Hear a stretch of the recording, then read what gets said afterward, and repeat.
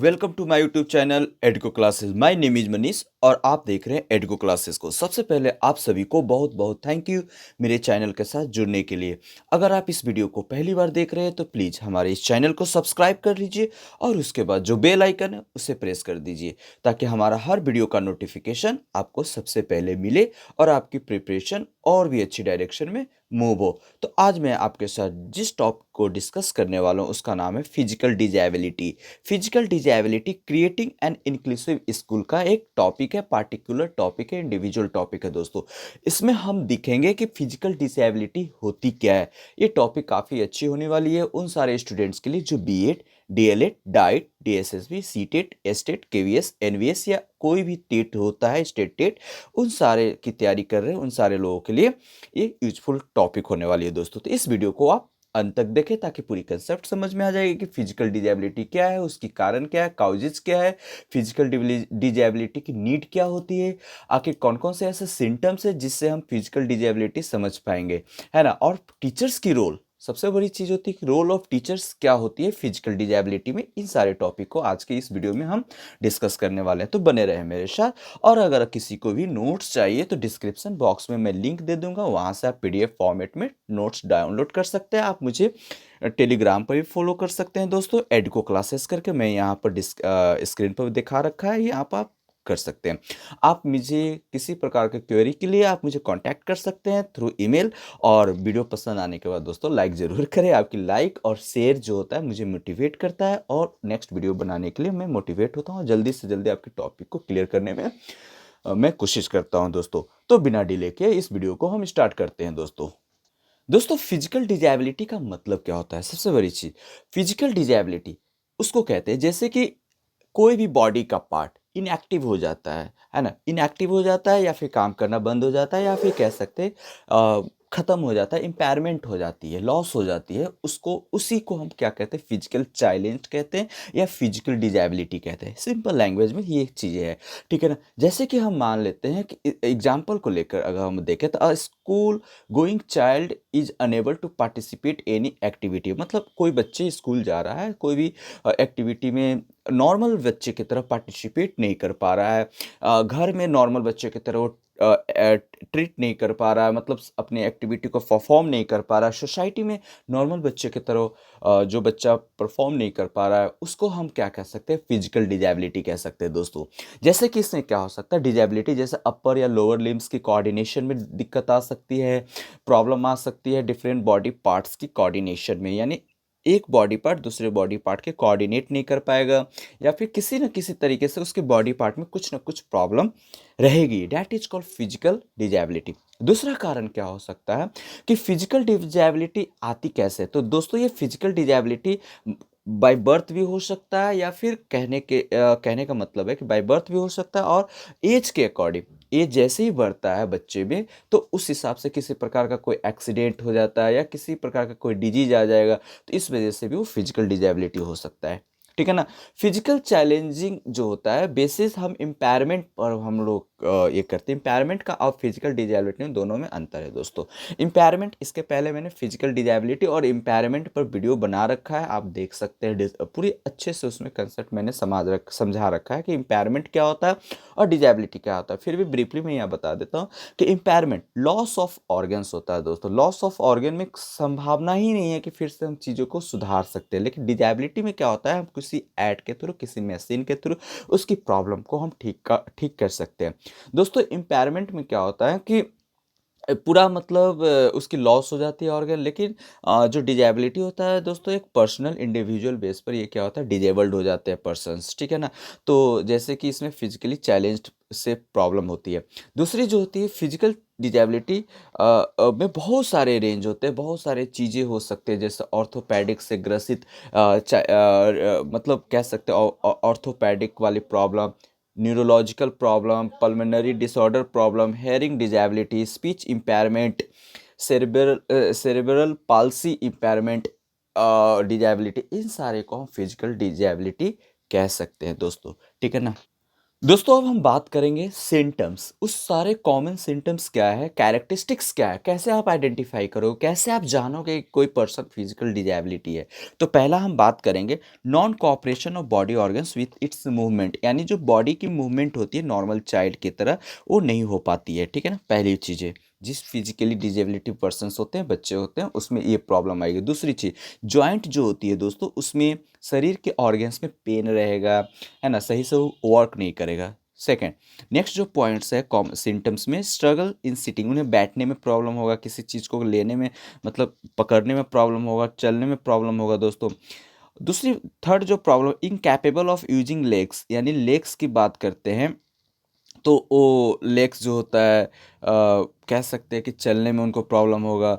और जो है नॉर्मली जो बच्चे होते हैं उनका हैंड उस तरह का काम नहीं करेगा। अनकंट्रोलेबल बॉडी मूवमेंट, उनकी बॉडी मूवमेंट पर कंट्रोल नहीं होता है ना। इस वजह, ये सारे सिम्टम्स है दोस्तों। वो जल्दी थक जाते हैं, गेटिंग टायर्ड इजली। उनकी एक्टिविटी में थोड़ा सा टाइम टेकिंग होती है, delay in activity, delay in understanding, उनकी समझ थोड़ी सी डिले होती है नॉर्मल बच्चे की तरह। ये सारी चीज़ें, डिफरेंसेस इन वॉइस, आवाज़ों में प्रॉब्लम आएगी, साउंड एंड प्रोनाउंसिएशन में भी प्रॉब्लम आ सकती है। डिफ़िकल्टी इन स्पीकिंग कॉन्टिन्यूसली, उस कंटिन्यू बातें नहीं कर पाएंगे, बोल नहीं पाएंगे। इस तरह का डिजेबिलिटी ओवरऑल फिजिकल डिजेबिलिटी में देखने को मिलता है ना। ये और कह सकते हो उनमें डर, टेंशन, इस तरीके का जो जल्दी डर जाना, टेंशन, एंजाइटी, चिड़चिड़ापन, इस तरह का फिजिकल डिसेबिलिटी की वजह से उत्पन्न होती है। दूसरी प्रॉब्लम, हैंड, लेग्स, ये सब में मतलब सही तरीके से फोल्ड नहीं पाता है, फोल्ड कंडीशन में प्रॉब्लम आएगी, है ना। ये सारी चीज़ें आपका सिम्टम्स और कैरेक्टरिस्टिक्स हो गई फिजिकल डिजेबिलिटी का दोस्तों।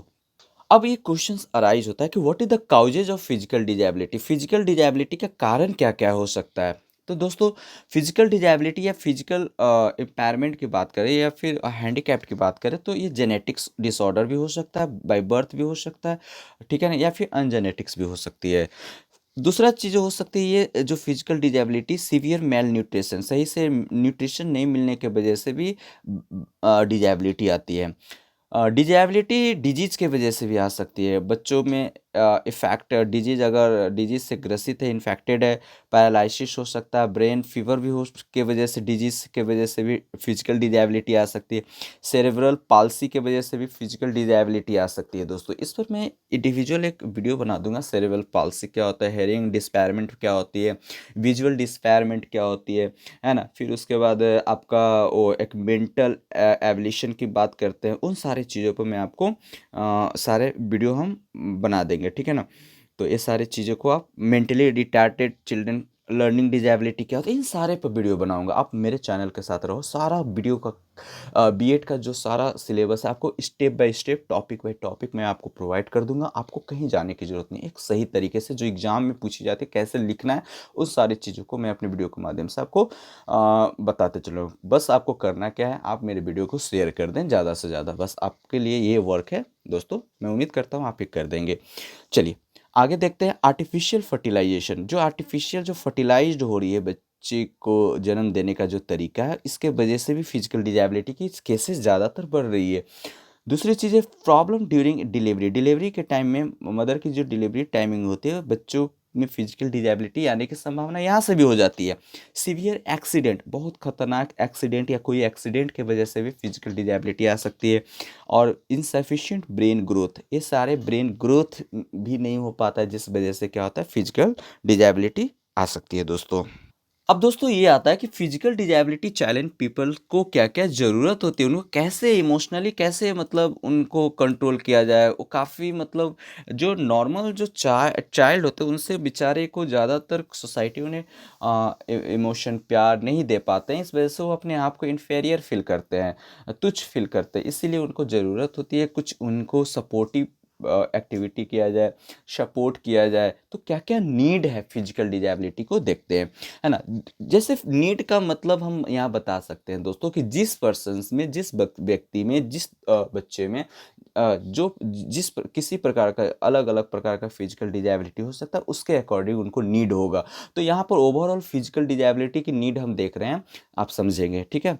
तो नीड ऑफ स्कूल लीडर, जो स्कूल लीडर्स होती हैं उनकी काफ़ी ज़रूरत हो जाती है, कैसे वो लीड करते हैं, कैसे हैंडल करते हैं, चाहे सोसाइटी में कैसे हमें मतलब सोसाइटी में हमें कैसे ट्रीट की जाती है, तो ये भी बहुत ज़रूरी होती है। उनको अच्छे से ट्रीट करना सोसाइटियल पर्सन के थ्रू या फिर फैमिली मेंबर्स के थ्रू, इस तरीके का उन्हें ज़्यादा से ज़्यादा इमोशन की ज़रूरत होती है, प्यार की ज़रूरत होती है। रोल ऑफ स्कूल लीडर यहाँ पर इम्पोर्टेंट रोल प्ले करेगा, role of family members important role play करेंगे, और कम्युनिटी मेंबर्स, फ्रेंड, पीयर्स, ये सारी चीज़ें। दूसरा चीज़, बैरियर फ्री इन्वायरमेंट, उनको इन्वायरमेंट फ्री देनी है, कोई भी बैरियर नहीं रखना है, कोई भी ऑब्जेक्शन रिस्ट्रिक्शंस नहीं लगानी है बच्चों में, है ना, ताकि वो बच्चा इन्फीरियर फील ना कर पाए। नेक्स्ट जो पॉइंट है, pedagogical plan with focus on UDL, यानी जो लेसन प्लान होता है, जो पेडागोगिकल प्लान जो होता है दोस्तों, कि कैसे बच्चों को पढ़ाना है, यूनिवर्सल डिजाइन फॉर लर्निंग, यानी लर्निंग के लिए यूनिवर्सल फिजिकल डिजेबल्ड पीपल बच्चों के लिए एक अच्छे से लेसन प्लानिंग, एक लर्निंग डिजाइन होनी चाहिए उनके नीड को देखकर, ठीक है ना, तो उस पर फोकस होनी चाहिए। दूसरा चीज़ें बात करते हैं, उनकी नीड होती है हेल्थ एंड फिजिकल फिटनेस की ज़रूरत होती है, मतलब हेल्थ हेल्थ के अकॉर्डिंग, उनको फिटनेस के अकॉर्डिंग उनको इंफ्रास्ट्रक्चर प्रोवाइड की जाए। दूसरा थर्ड जो होता है, रोल ऑफ काउंसलर, जो काउंसलर होते हैं उनकी काफ़ी ज़्यादा रोल होती है, बच्चों को कैसे ट्रीट करना है। अगर बच्चे को सही तरीके से, जो फिजिकल डिजेबल बच्चों को सही तरीके से ट्रीट किया जाए, तो बच्चे काफ़ी अच्छे कर सकते हैं परफॉर्म। तो इसीलिए रोल ऑफ काउंसलर की काफ़ी ज़्यादा इंपॉर्टेंट रोल हो जाती है दोस्तों। आईईपी, इंडिविजुअलाइज्ड एजुकेशन प्रोग्राम, ये क्या होता है दोस्तों, कि इंडिविजुअलाइज, जो बच्चे में अलग अलग बच्चे में अलग अलग फिजिकल डिजेबिलिटी पाई जाती है, तो उसके अलग अलग तरह इंडिविजुअल जो प्रॉब्लम्स है, उन उस बेस पर क्या करना है, एक स्पेशल एक एजुकेशन प्रोग्राम बनानी है, डिजाइन करनी है ना, स्पेशल एजुकेटर के द्वारा, है ना, collaborate with parents and teacher, उसमें टीचर्स और पेरेंट्स की कोलाब्रेशन होनी चाहिए, सपोर्ट होनी चाहिए। समझ में आ रही है बातें। रोल ऑफ काउंसलर के रूप में जो मैंने यहाँ बताया था वो फिर यहाँ रिपीट हो गया। रोल ऑफ काउंसलर में पेरेंट्स की रोल क्या होनी चाहिए, टीचर्स पार्टनर, उसमें इंपॉर्टेंट रोल हो जाती है कि पेरेंट्स की रोल अगर अच्छी रहेगी, फिजिकल डिजेबिलिटी, तो बच्चे अच्छे परफॉर्म कर सकते हैं। तो रोल ऑफ काउंसलर में पेरेंट, टीचर और पार्टनर एज अ हमारा फ्रेंड हो सकते हैं, पार्टनर हमारा, जो अगर बच्चे जो मतलब पर्सन बड़े हो गए हैं तो उनके वाइफ हो सकती हैं, है ना।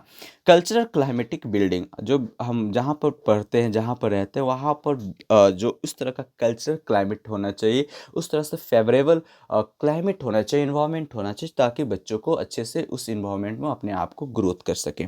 आई होप चीज़ें समझ में आ रही होगी।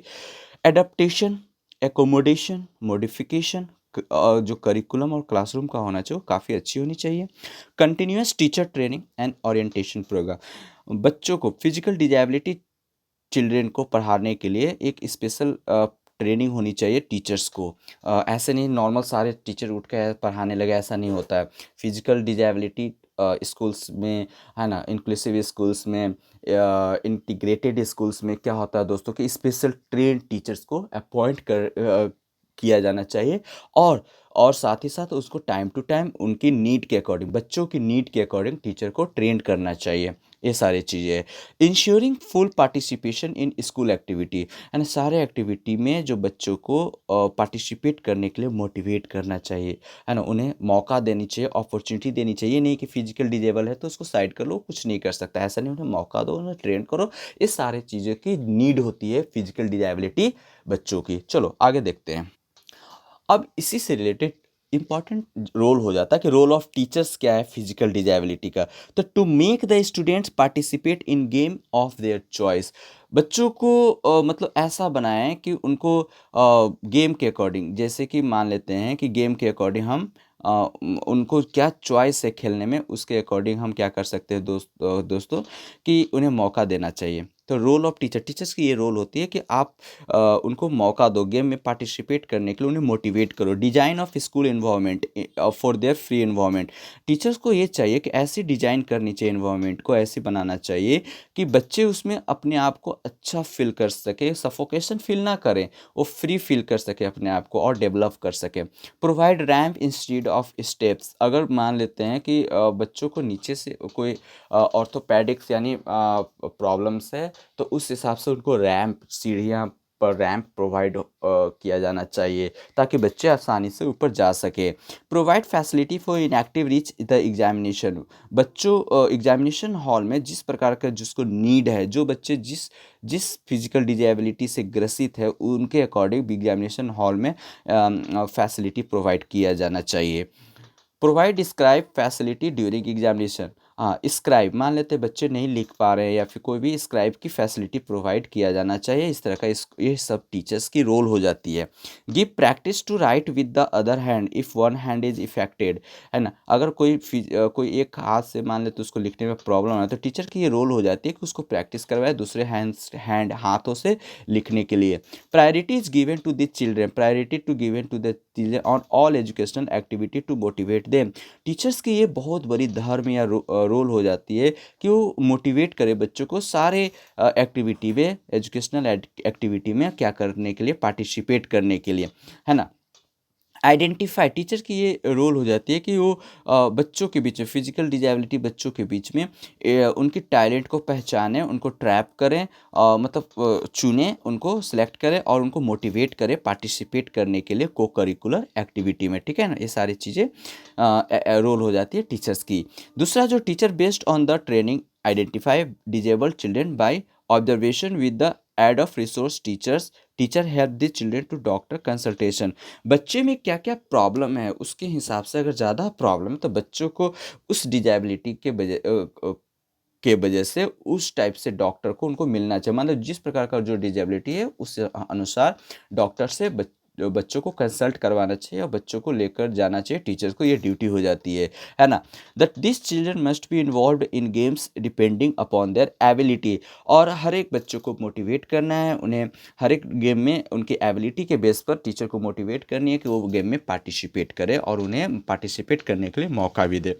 इस तरीके का रोल हो जाती है टीचर का दोस्तों। तो यहाँ तक आज का सेशन था। इस सेशन कैसा लगा आप मुझे बताएंगे। नेक्स्ट सेशन में फिर मिलेंगे, तब तक अपना ख्याल रखिएगा, खूब पढ़िएगा, खूब आगे बढ़िए और नेक्स्ट वीडियो के साथ मिलते हैं। हैव अ गुड डे दोस्तों, बाय बाय।